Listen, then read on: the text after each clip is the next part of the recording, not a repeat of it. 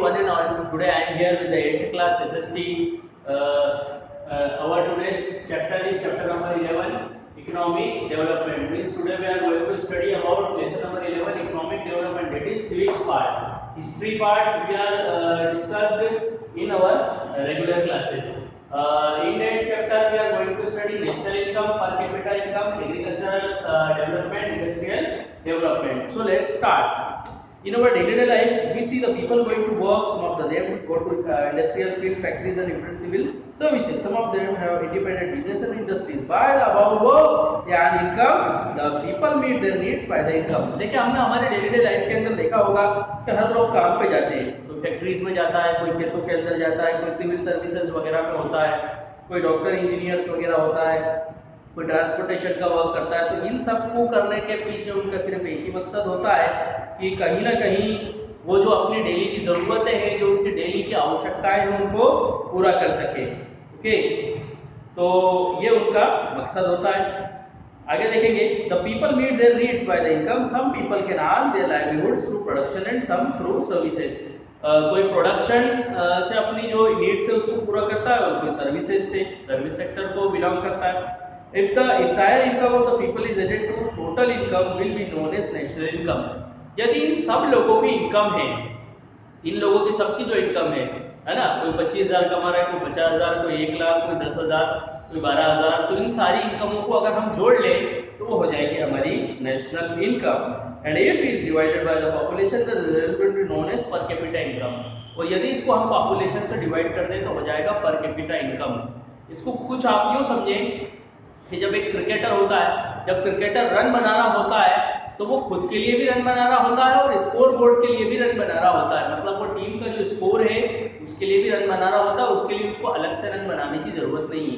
तो जो हमारी इनकम है, अगर हम कंट्री में रहने वाले सभी लोगों की इनकमों को जोड़ लें तो वो हो जाती है नेशनल इनकम. इसके बारे में हम डिस्कस कर रहे हैं. और यदि इसी नेशनल इनकम को हम डिवाइड कर दें कंट्री के अंदर जितने लोग होते हैं उससे, तो वो हो जाएगी पर कैपिटा इनकम. देखिए पर कैपिटा इनकम कैसे निकालेंगे हम? जो हमारी नेशनल इनकम है, जो टोटल हमारी इनकम होती है नेशन के अंदर, नेशनल इनकम, उसको हम डिवाइड कर देंगे नंबर ऑफ पीपल या पॉपुलेशन ऑफ कंट्री से. Population of country. ओके, इससे जब हम डिवाइड कर देंगे तो हो जाएगी पर कैपिटा इनकम. अब देखिए, इसी पर कैपिटा इनकम के आधार के ऊपर अंदाजा लगाया जाता है कि कौन देश कितना डेवलप्ड है और कौन नहीं है. यदि हम बात करें इंडिया, पाकिस्तान, बांग्लादेश, नेपाल, इन सब देशों की, तो ये डेवलपिंग कंट्री है, मतलब ये डेवलप्ड नहीं हुए हैं. और यदि हम बात करें यूएस, जापान, ब्रिटेन, सिंगापुर की, तो ये डेवलप्ड कंट्री है, ये डेवलप्ड हो चुकी है. ओके, क्योंकि यहाँ पर कैपिटा इनकम ज्यादा है. ओके, आगे देखते हैं. देखिए, जब हम 1947 के पहले की बात कर लें, जब जो हमारा इंडिया ब्रिटिशर्स का स्लेव्स था, तो उन्होंने हमारी इकोनॉमिक डेवलपमेंट के ऊपर कोई ज़्यादा ध्यान नहीं दिया. केवल उन्होंने उनका जो एम था, वो जो उद्देश्य था, वो पूरा किया. मीन्स भारत से बहुत ज़्यादा पैसे कमाना, और उन्होंने हम भारतवासी की इकोनॉमिकल डेवलपमेंट के ऊपर कोई ध्यान नहीं दिया. ओके, तो इस तरीके से उस जमाने में हमारे अंदर हमारे जो भारत के अंदर बहुत ज़्यादा गरीबी वगैरह पाई जा रही थी. लेकिन जब भारत की आज़ादी हुई 1947 के बाद, तो 1947 के बाद में हमारी जो गवर्नमेंट ने बहुत सारी पॉलिसीज बनाई ताकि जो हमारे देश के अंदर गरीबी है वो दूर हो सके. ओके, तो इसके लिए ज़रूरी था जो हमारे देश में गरीबी है उसके लिए वो गरीबी दूर हो, हमारी जो नेशनल इनकम है वो भी बढ़े, हमारी इकोनॉमिकल डेवलपमेंट हो. तो इसके लिए ज़रूरी था कि गवर्नमेंट अलग अलग सेक्टर्स के अंदर वर्क करती और अलग अलग सेक्टर्स को बढ़ावा देती. जैसे एग्रीकल्चर सेक्टर है, या इंडस्ट्रियल सेक्टर है, या सर्विस सेक्टर है. तो सबसे पहले हम बात कर लेते हैं एग्रीकल्चरल डेवलपमेंट की. एग्रीकल्चर के डेवलपमेंट के अंदर हमारी जो इंडियन गवर्नमेंट है उन्होंने क्या किया और एग्रीकल्चर हमारे लिए क्यों इम्पोर्टेंट है. देखिए, अगर मैं एग्रीकल्चर की बात करूँ तो ये इंडियन इकोनॉमी का बेस है. 26% इसका कंट्रीब्यूशन है हमारी जीडीपी के अंदर. जीडीपी मतलब ग्रॉस डोमेस्टिक प्रोडक्ट के अंदर. ओके, देखिए इंडिया की जो एग्रीकल्चर है उससे हमें फूड ग्रेन भी मिलता है.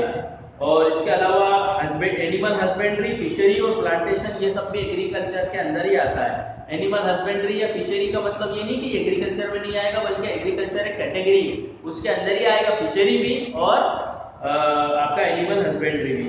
Okay, so there is a diversity in the case of agriculture in India. तो इस तरीके से इंडियन एग्रीकल्चर के अंदर डाइवर्सिटी पाई जाती है।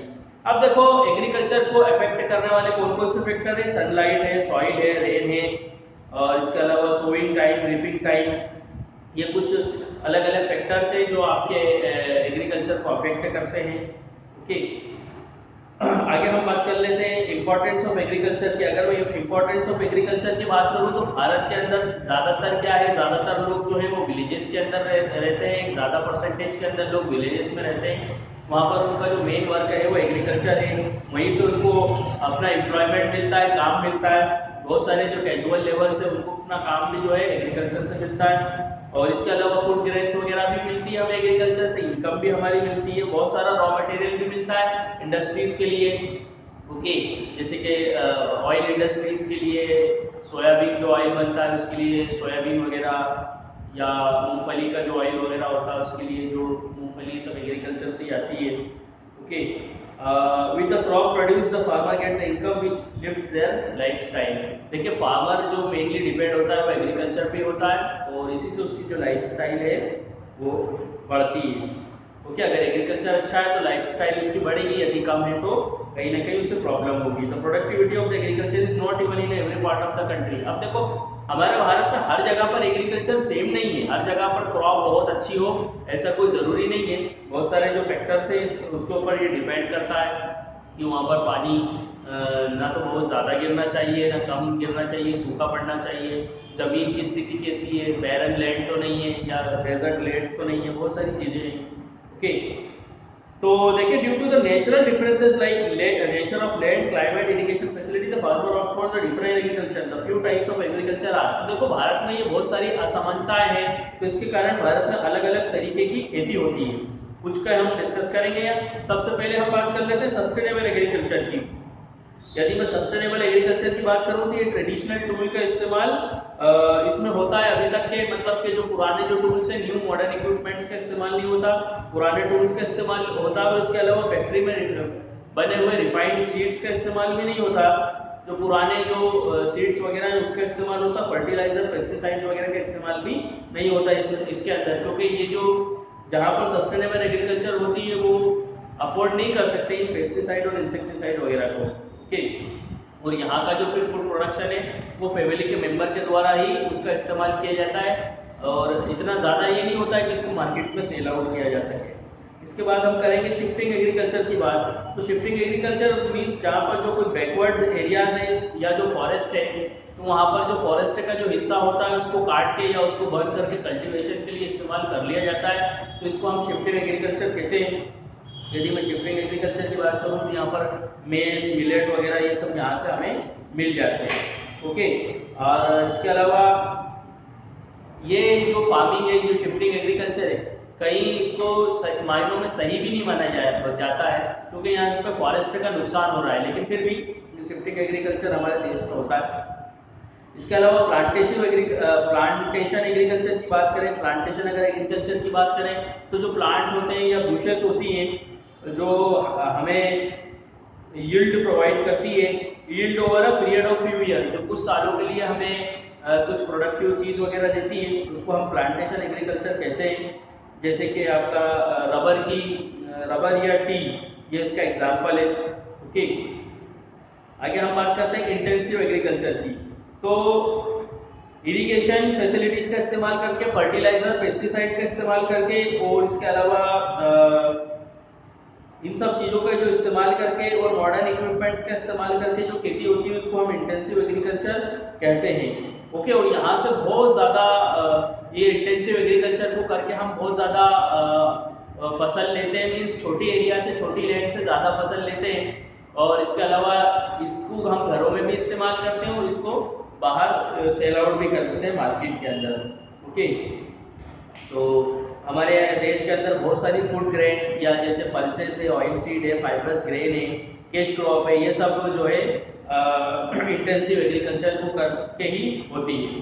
ओके, मतलब इसका एक बड़ा हिस्सा है वो इंटेंसिव एग्रीकल्चर से आता है। तो इस तरीके से इंटेंसिव एग्रीकल्चर को करके इंडिया आज सेल्फ रिलायंट बन गया है फूड प्रोडक्शन या फूड ग्रेन के अंदर। ओके, तो इसके अलावा मॉडर्न इक्विपमेंट्स का इस्तेमाल करके, जैसे ट्रैक्टर, थ्रेशर, ट्रॉली का इस्तेमाल करके, या फर्टिलाइजर्स, मैन्योर और फैक्ट्री बेस्ड सीड्स का इस्तेमाल करके भी आज जो है इंडिया सेकंड नंबर पे आ गया है। चाइना के बाद में ये दूसरे नंबर पे है राइस और व्हीट के मामले में। ओके, अब हम बात कर लेंगे इंडस्ट्रियल डेवलपमेंट की। अभी हमने बात करी थी एग्रीकल्चरल डेवलपमेंट की। सेकंड नंबर पे इंडस्ट्रियल डेवलपमेंट। अगर हम इंडस्ट्रियल डेवलपमेंट की बात करें तो देखिए, किसी भी देश की जो तरक्की है या उसकी जो इकोनॉमिकल डेवलपमेंट है या उसका जो सेल्फ रिलायंट होना है, ये वहाँ की इंडस्ट्रीज के ऊपर निर्भर होता है, क्योंकि इंडस्ट्रीज और फैक्ट्रीज लोगों को क्या रोजगार वगैरह प्रोवाइड करती है। ओके, तो हमारे देश के अंदर भी बहुत सारी इंडस्ट्रीज हैं, जैसे आयरन इंडस्ट्रीज, सीमेंट इंडस्ट्री, बहुत सारी मशीनरी इंडस्ट्रीज है, या agro based industries, agricultural based industry, mineral based industries, forest based industries वगैरह बहुत सारी इंडस्ट्रीज है हमारे देश में। ओके, जो कि अलग अलग चीज़ों के ऊपर डिपेंड है। तो यहाँ हमारे देश के अंदर जो इंडस्ट्रीज है वो small scale industries, cottage industry, large scale industries, हर वेराइटीज की इंडस्ट्रीज है। और इसके अलावा पब्लिक सेक्टर और प्राइवेट सेक्टर दोनों सेक्टर्स के अंदर या जॉइंट सेक्टर्स या कोऑपरेटिव ग्रुप्स के अंदर भी इंडस्ट्रीज वगैरह चलती है। तो इंडस्ट्रीज को मेनली 2 ग्रुप्स में बांटा गया है। अगर रॉ मटेरियल्स की बात करूं तो रॉ मटेरियल्स के आधार पर इसको 2 ग्रुप्स में बांटा गया है। पहला है एग्रीकल्चर बेस्ड इंडस्ट्री।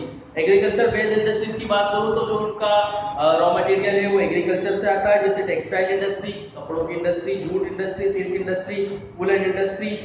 ओके, ये सब एग्रीकल्चर बेस्ड इंडस्ट्रीज है। और ये जो एग्रीकल्चर बेस्ड इंडस्ट्रीज है ये हमारे देश में काफी ज्यादा डेवलप्ड है।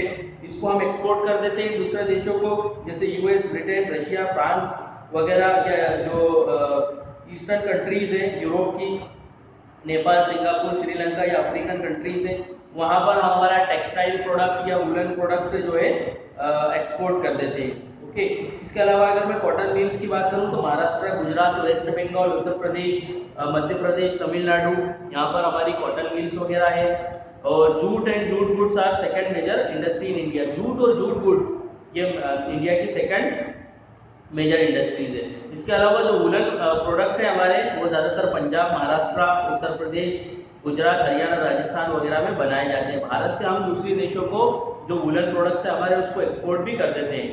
इसके अलावा इंडिया का सेकेंड नंबर है दुनिया में शुगर के प्रोडक्शन के अंदर, जो उत्तर प्रदेश और महाराष्ट्र में ज़्यादातर शुगर मिल्स है, आंध्र प्रदेश और गुजरात में भी कुछ शुगर मिल्स पाई है। सेकेंड नंबर पे हम बात करते हैं मिनरल बेस्ड इंडस्ट्रीज की। मिनरल बेस्ड इंडस्ट्रीज की बात करूँ तो ये वो इंडस्ट्रीज है जो कहीं ना कहीं इनका जो रॉ मटेरियल है मिनरल्स से आता है, जैसे iron and steel industry, cement industry या केमिकल इंडस्ट्री, ये सारी मिनरल बेस्ड इंडस्ट्रीज होती है।